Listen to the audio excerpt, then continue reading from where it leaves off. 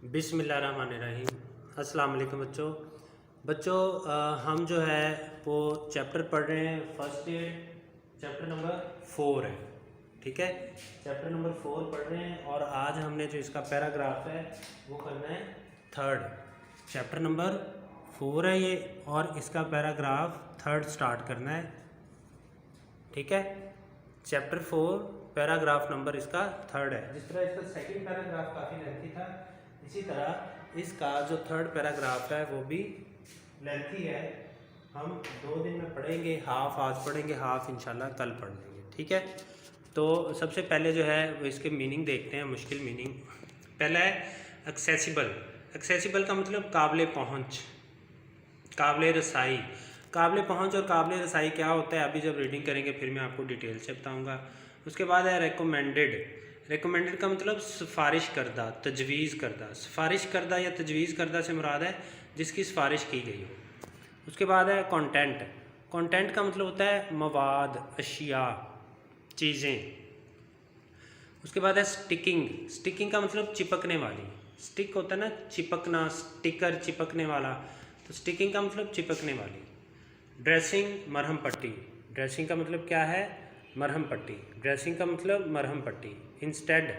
Instead का मतलब की बजाय, इंस्टेड की बजाय। इलास्टिक, लचकदार। इलास्टिक का मतलब लचकदार।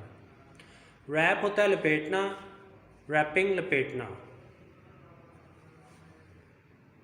उसके बाद है स्प्रेंड। स्प्रेंड का मतलब है मोच ज़्यादा। मोच ज़्यादा जो मुड़ जाते हैं, जिनको मोच आ जाती है। उसके बाद है जॉइंट्स। जॉइंट्स का मतलब होता है जोड़। जॉइंट्स, जॉइंट्स का मतलब है जोड़। स्लिंग। स्लिंग का मतलब झूला, रस्सी वगैरह का कोई झूला बना लेना, उसको कहते हैं स्लिंग। इन केस ऑफ की सूरत में, इन केस ऑफ की सूरत में। बैंड एड्स, इमदादी पट्टियाँ। बैंड एड्स का मतलब इमदादी पट्टियाँ। ठीक है, ये जो थे आपके डिफ़िकल्ट वर्ड्स उनके मीनिंग हो गए। अब हम इसकी रीडिंग करते हैं। अच्छा बच्चों, हमने जो है वो इसका थर्ड पैराग्राफ आज शुरू करना है, तो थर्ड पैराग्राफ पढ़ना शुरू करते हैं। थर्ड पैराग्राफ है फर्स्ट एड किट। आपने फर्स्ट एड किट देखी होगी। ये वो किट होती है जो एक ये बॉक्स टाइप होता है और इसमें जो फर्स्ट एड का सामान है वो मौजूद होता है। तो फर्स्ट एड किट क्या होती है? एवरी ऑफिस, हर दफ्तर, फैक्ट्री, होम, कारखाना, घर एंड स्कूल और स्कूल में शुड हैव होना चाहिए an accessible first aid box, एक काबिल रसाई, काबिल पहुँच first aid box with the following मंदरजा झैल रिकमेंडेड, तजवीज़ करदा, सिफारिश करदा बेसिक कॉन्टैक्ट्स, बुनियादी अशिया।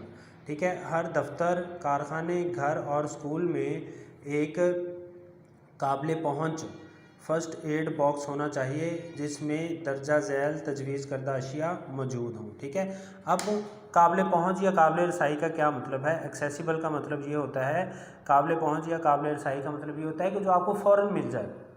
आपने देखा होगा अक्सर के जो फायर एक्सटिंग्विशर होते हैं, आग बुझाने वाले आलात लगाए होते हैं किसी भी बिल्डिंग में, वो बिल्कुल सामने लगे होते हैं, वो जो एक रेड कलर का सिलेंडर होता है।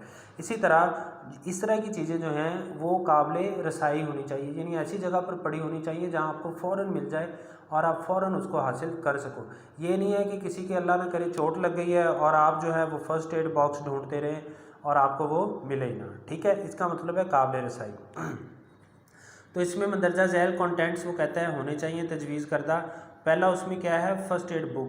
पहला जो कंटेंट है, पहली जो चीज़ है वो उसमें फ़र्स्ट एड बुक होनी चाहिए। क्लियरली एक्सप्लेन, ये वाज़े तौर पर बताती है how to handle the basic problem, कि किस तरह हैंडल करना है, निमटना है बुनियादी मसाइल से।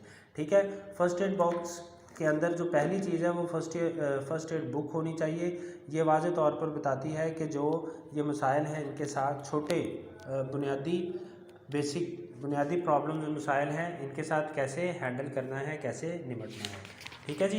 उसके बाद जो है जो दूसरी चीज़ इसके अंदर होनी चाहिए वो है बैंड एड्स प्लास्टर।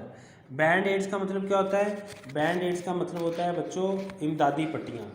इमदादी पट्टियाँ या प्लास्टर, इनको प्लास्टर भी कहा जाता है, वैसे उर्दू में प्लस्तर कहते हैं प्लास्टर को, जो बड़े बड़े बांधे जाते हैं कोई हड्डी वगैरह टूटने की सूरत में। कहता है बैंड एड्स और sticking plaster.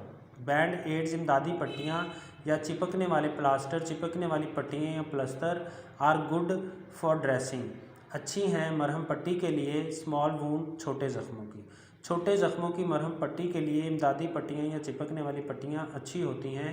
They come in all shapes and sizes, वो तमाम शेप, शक्लों एंड साइजेस और जसामत में आती हैं। फॉर फिंगर्स, लेग्स, फिंगर्स के लिए, लेग्स के लिए, एंड एनीवेयर एल्स, या कहीं भी और।